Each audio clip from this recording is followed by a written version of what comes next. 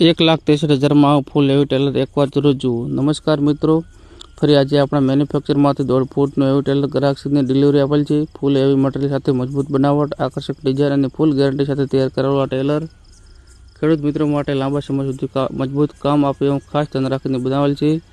Price की बात करिए तो 1.5 फूट टेलर की शुरुआत थी 1,60,000 थी थाय छे अने मॉडल तथा डिजाइन मुजब 1,70,000 सुधी जाय छे। आ खास टेलर ग्राहक श्री ठाकुर अप्पाभाई गाम લીંબાળા સુઈગામ ने 1,63,000 में आपेल है।